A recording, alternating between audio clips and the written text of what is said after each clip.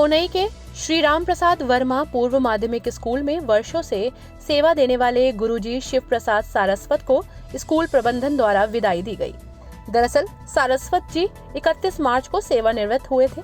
उस दौरान कोरोना का कहर बहुत था और लॉकडाउन के चलते स्कूल के अन्य सहयोगियों ने विदाई नहीं दी। आज सभी ने बड़े सम्मान के साथ शिव प्रसाद सारस्वत को विदाई देते हुए उनके स्वस्थ रहने की कामना की। साथ ही स्कूल में चतुर्थ श्रेणी कर्मचारी नेत्रपाल को भी सेवानिवृत्त होने पर विदाई दी गई। 31 मार्च को सेवानिवृत्त हुआ, ये तो एक सरकार द्वारा निश्चित समय था, उसका कष्ट नहीं होता, क्योंकि कुछ नीतियां तो प्रकृति या ईश्वर द्वारा प्रदत्त हैं और ये हमारी सरकार द्वारा प्रदत्त है। तो उम्र होने पर हमारा सेवानिवृत्त होना स्वाभाविक है। विदाई समारोह उस समय कोरोना काल की वजह से नहीं किया गया और आज भी मैं ये देखकर इतना प्रसन्न हुआ और मेरा हृदय गदगद हुआ।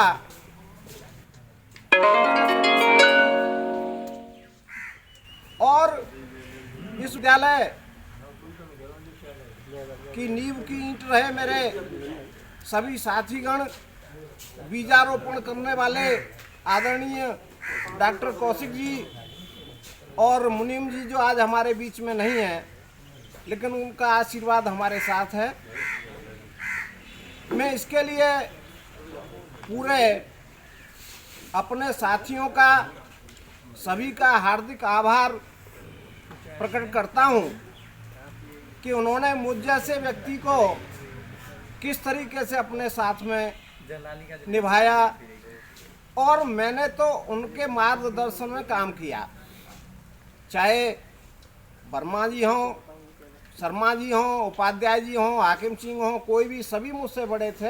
हमारे काका हैं पचौरी जी, ये सबके काका हैं। पचौरी जी तो काका हैं भाई, इनकी उपाधि तो पिता से भी मतलब पिता के बराबर की है। तो मैं आज आपने जो कुछ यहाँ वर्णन किया, मेरे बारे में जो कुछ बताया, मैं तो अपने मन से ये सोचता हूँ कि शायद मैं उसके काबिल नहीं हूँ, क्योंकि मुझसे यहाँ रह के कुछ गलतियाँ भी हुई होंगी। उनके लिए मैं आपसे सभी से क्षमा प्रार्थी हूँ। अनजाने में या मजाक में कोई गलती हो गई हो तो मुझे अपना छोटा भाई मान करके उसे क्षमा करें, ये मेरा आपसे निवेदन है। विदाई समारोह में एक छोटी बच्ची काव्या ने अपने दादाजी पर अच्छी कविता लिखी और सुनाई भी, जिसे सुनकर समारोह में मौजूद लोगों ने ताली बजाकर उस बच्ची का उत्साहवर्धन किया और उसके उज्जवल भविष्य की कामना की। सोना चांदी हीरे मोती सारे फीके लागे, सोना चांदी हीरे मोती सारे फीके लागे, आपकी नातिन बनके भाग्य है मेरे जगे। ओ मेरे दादाजी, माता पिता से भरकर आपने प्यार किया है, माता पिता से भरकर आपने प्यार किया है, आप जैसी बन जाऊं बस ये स्वीकार किया है। ओ मेरे दादाजी, जोरदार तालियां।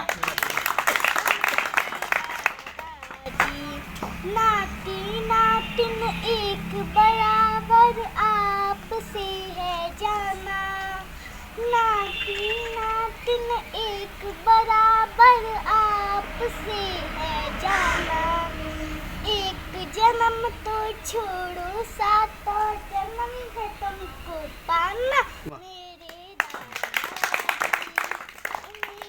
दादाजी कैसे होते हैं वो बच्चे जिनको पैसा प्यारा, कैसे होते हैं वो बच्चे जिनको पैसा प्यारा, ऐसे दादू मिल जाए तो समझो राज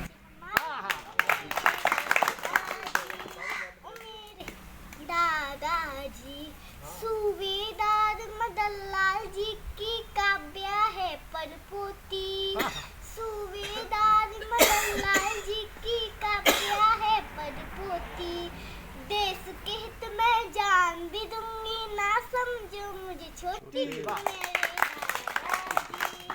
मेरे दादाजी।